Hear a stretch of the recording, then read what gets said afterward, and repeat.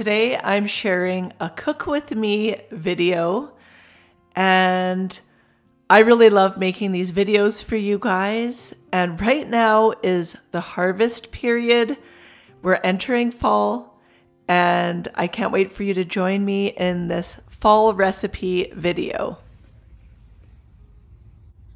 One of the biggest surprises that I have this fall with our farm is that my husband planted some radishes, and he's had them undercover this whole time, and I just found out about them. And he has watermelon radishes and Easter egg radishes.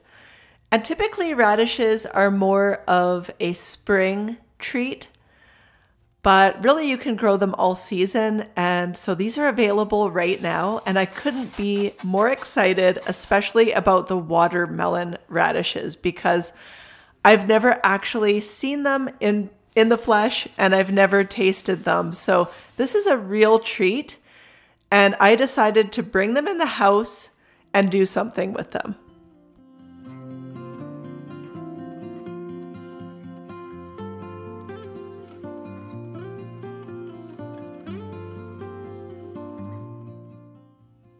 Looking in some cookbooks from the library, I came across some recipes for radish pickles, and I kind of got the gist of the idea of it and decided to make my own brine.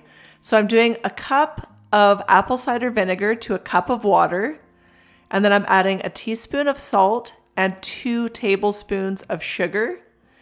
And then if you want to, you could add some peppercorns, bay leaves, whatever you want, but I'm just keeping it simple. And then I'm going to be slicing up the watermelon radishes. They're so beautiful, and putting them into a mason jar, and then just topping them off with this brine. And then these will keep in the fridge for probably weeks. It's kind of the same idea of the red onion pickles that everyone makes, and I love those as well. So this is my first time slicing into these watermelon radishes, and just check out that fantastic color, and the kind of meat on the inside is more juicy and tender than the outer surrounding flesh. And I found it really interesting. It tastes like a radish, but you just can't beat the color and the beauty of these radishes.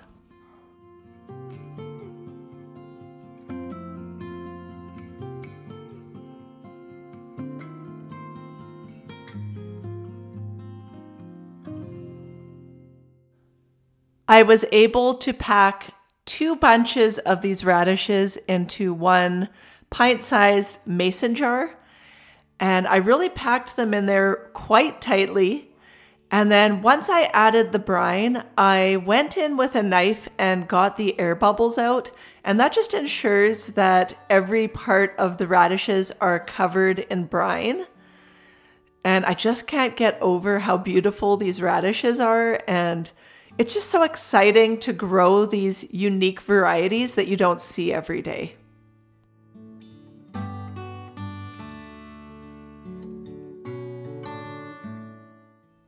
Now, because I saw pictures of radish pickles, I knew that these were likely to lose some of their color and vibrance.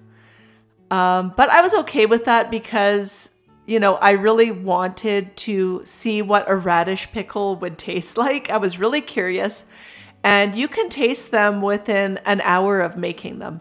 So I just put the brine in there while the brine was still hot, and then put my lid on, and I'm just gonna let that sit and infuse. And later on, I'll give it a taste and see what it tastes like.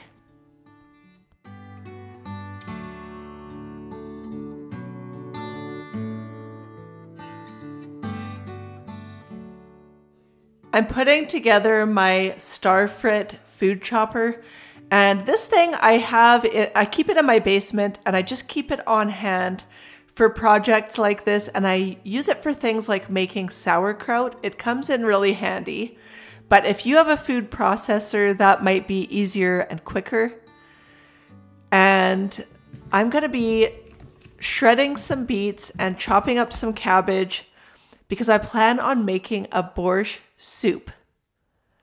Feel free to correct me if I'm wrong on that pronunciation. All of the recipes will be listed down below in the description. And so I'm getting my beets grated up, and then I'm also going to be shredding some cabbage, and then I'm also chopping some carrots, some potatoes, and some garlic and onions, and I'm getting this all started in my Dutch oven. And you could also do this in the slow cooker, but I'm using my Dutch oven today because it does hold more capacity than my slow cooker. So I'm opting to use that so that I can really make a nice sized pot of soup. And this is just a fabulous soup for the fall time. And what I love especially is all of the colors that you're adding into this soup. So to me, that just means you're adding a lot of different vitamins, and it's a really healthy soup, and it's a really delicious soup. And I'm making a vegetarian version of this soup. But traditionally they would use pork or beef in this soup as well.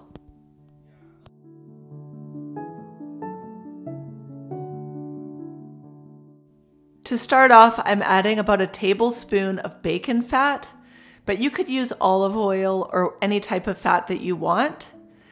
And then I'm just going to be sort of softening up my vegetables and getting those started. I also have some frozen garlic that I need to use up from last year's harvest, so I'm going to be using that today as well.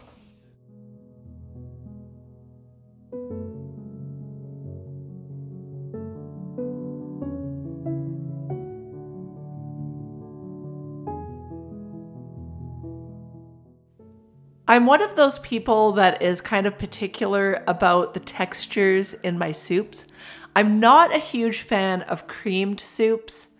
I feel like that could be good for an appetizer, but for a meal, it kind of feels like you're tasting baby food. So I'm not a fan of that. And this isn't a stew, so I don't want huge chunks. So I opt for smaller dices of the size of vegetables, so that they fit nicely on your soup spoon.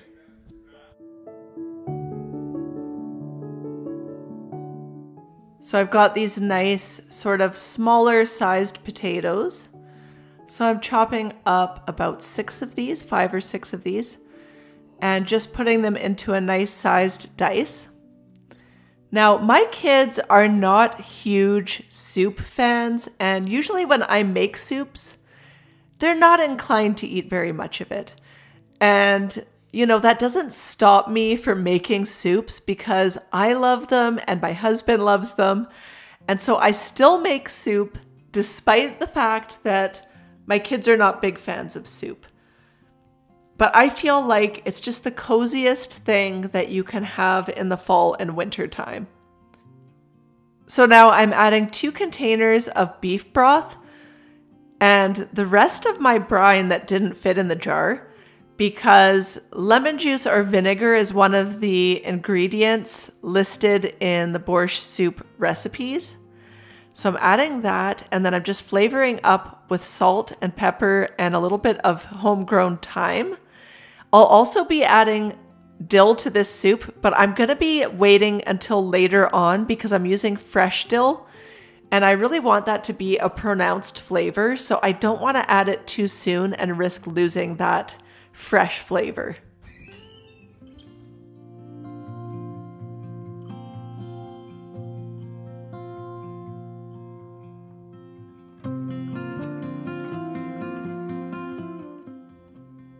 So this is actually happening on a work day on the farm.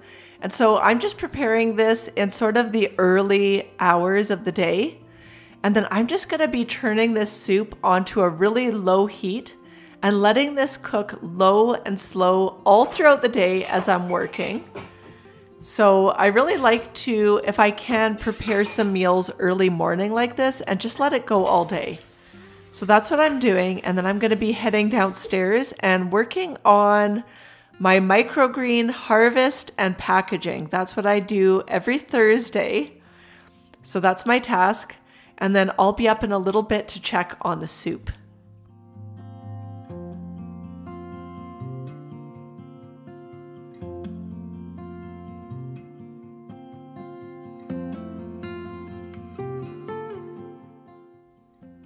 So after I was done harvesting my microgreens and it was lunchtime, I decided to head back upstairs and get started with my apple crisp.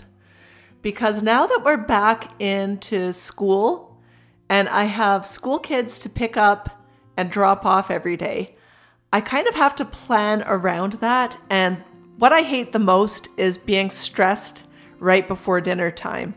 So I decided to just whip up this apple crisp really quickly during my lunchtime, and then that way I don't have to think about it later on when it's dinner time. For the crumble topping, I use 1.5 cups of all-purpose flour, and then 1 cup of oats, 1 cup of brown sugar, and 1 cup of butter, and a teaspoon of cinnamon. And I just mix that all up, and the best way to get this topping mixed up is by using your hands. There's just no way around it with this. You just have to get in there and get your hands dirty. We actually live in an area where there are a lot of fruit trees, and there are a few really well-known apple orchards in our area that date back to the 1800s. And one of them is owned by the same family that owned it back then. And actually, I worked on their farm in their warehouse where they made pies. And so they used their own apples from that orchard to make the pies, but they also made other fruit pies. And that was a really fun job. Now, the apples that I'm using are not local because our apples are not quite ready yet. So these are just apples I got from the grocery store. But I'm going to be slicing these up, and we need about 4 cups of apples sliced. And then I'm adding 1/3 cup of sugar, and then just sprinkling some cinnamon on there because I'm almost out. But I would recommend using about 1 teaspoon of cinnamon, and then just mixing that all up. And then I'm putting that into my casserole dish, topping it with the crumble topping. And then we're going to bake this at 375 for about 40 to 45 minutes.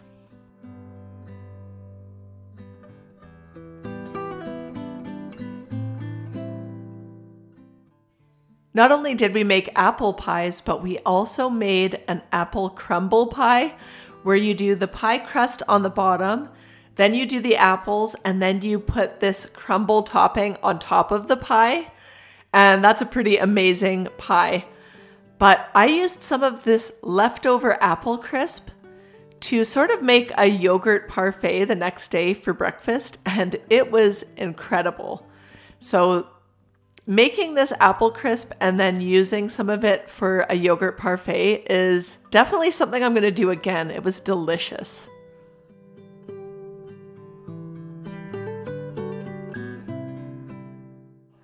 I decided to give these radish pickles a little taste. I was so curious. And they definitely had a radish flavor, definitely a pickle flavor, but then they had sort of a spicy aftertaste, and I really liked that part.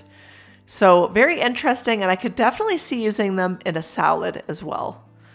So I'm taking this apple crisp out of the oven, and that's going to be for dessert tonight, but it's still early in the day. So what I'm going to do is just cover it over with a tea towel, just so that no flies or anything land on it, because, you know, I live on a farm and there are bugs around here.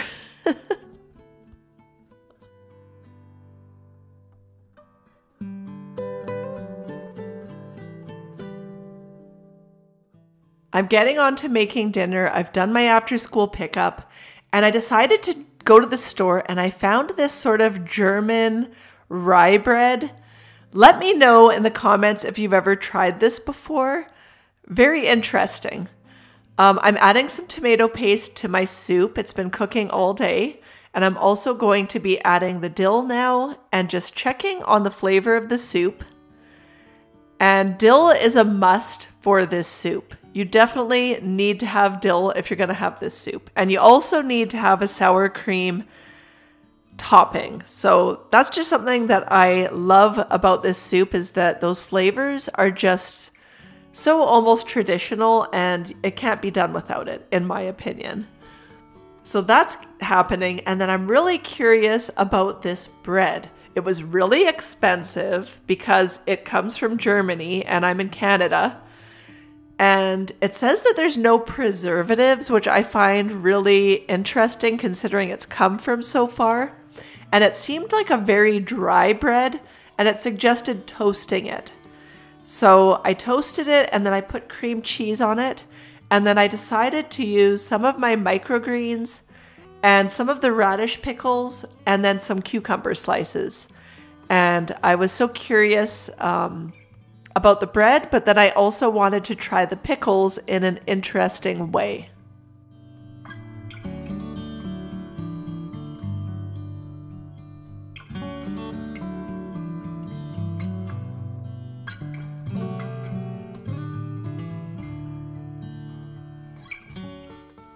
So that bread costed about $8 Canadian at the grocery store, which I consider quite expensive, but I quite enjoyed it, I have to say, and it would be really interesting to try to recreate that bread homemade. And then I'm ladling up the soup, and I also got some sour cream at the store so that I could put a dollop of that on top with a little sprig of dill. And I just can't wait to dig into this. My husband is still working outside because it's our big harvest day before we go and sell and do our deliveries. But I wanted to taste this in good lighting because we're getting an earlier sunset now. It's getting dark by about 8 o'clock. And by winter, it's going to be dark by about 4 o'clock. So anyways, there is the soup, and it was absolutely delicious. I just love this soup. It's so comforting, and I hope you'll give it a try. And then that bread was just the perfect complement to this soup.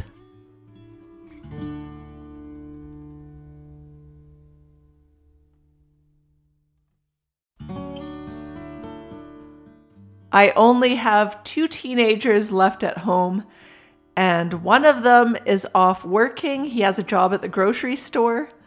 So it's just me and my daughter for the dessert right now, and tasting this apple crisp. And I got some maple walnut ice cream to put on top, which was delicious. And I have to say, I loved this apple crisp so much. It reminded me of my childhood because my mom made apple crisp quite a bit. And it's just one of those recipes that screams fall weather to me. It's just so good. So this was definitely the highlight, I would say, was this delicious apple crisp. I'm not a huge dessert person, but once in a while it just hits the right spot.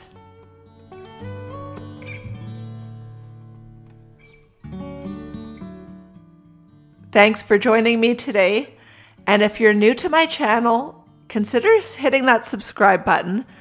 I share videos every week on homemaking, food from scratch, and life on our farm.